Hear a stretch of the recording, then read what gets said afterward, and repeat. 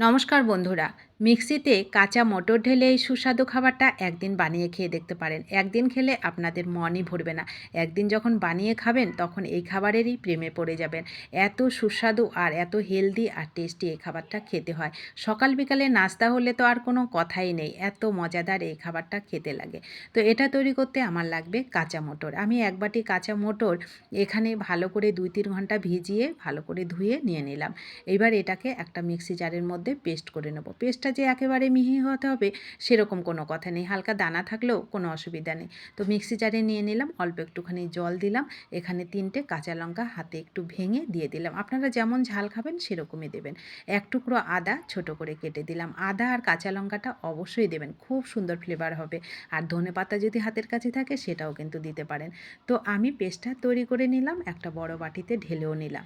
Mixie জারটা ধুয়ে একটুখানি জল দিয়ে দেবো, তাহলে মিক্সি জারের গায়ে যতটা লেগে আছে সেটাও কিন্তু এর মধ্যে চলে যাবে। তো দেখুন, ভালো করে একটা চামচ দিয়ে আমি মিক্সি জারটাকে ধুয়ে এর মধ্যে দিয়ে দিলাম।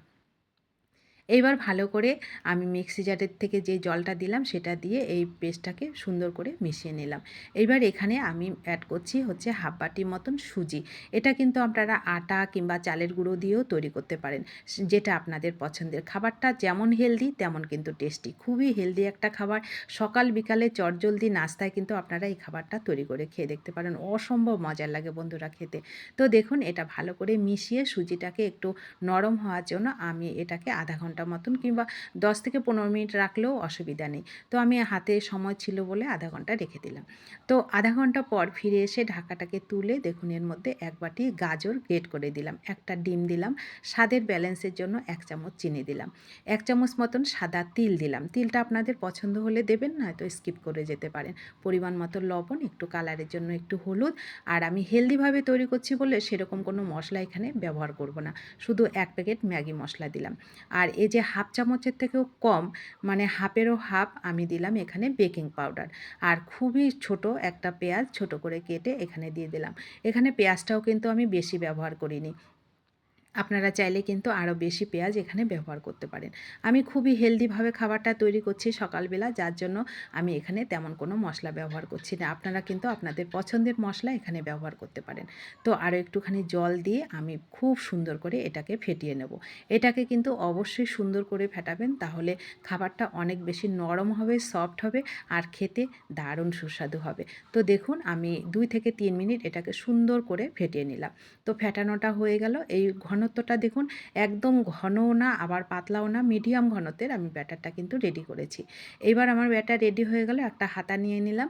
আর এইদিকে উনুনে কড়াই বসিয়ে কড়াইটাকে ভালো করে গরম করে সামান্য একটু তেল কিন্তু দিয়েছি, তেলটাকে ব্রাশ দিয়ে আমি একটু চারিদিকে ছড়িয়ে দিলাম। এইবার এটাকে তৈরি করতে হবে একেবারে লো ফ্লেমে। গ্যাসের ফ্লেমটাকে একেবারে লো করে রেখে আমি 1 হাতা মতো দিলাম, দিয়ে ঢেকে রাখলাম মিনিট খানেক। 1 মিনিট পর ফিরে এসে এটাকে উল্টে দিলাম।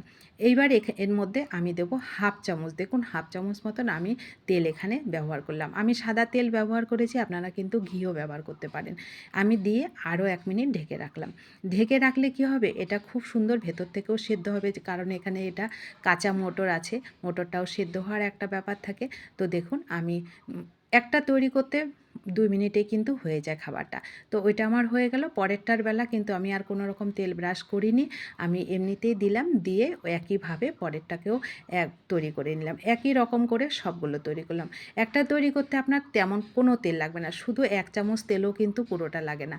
এর বাইরেটা হয় হালকা খাস্তা আর ভেতরটা একেবারে নরম সফট, খেতে অসম্ভব মজার লাগে, খুবই হেলদি একটা খাবার।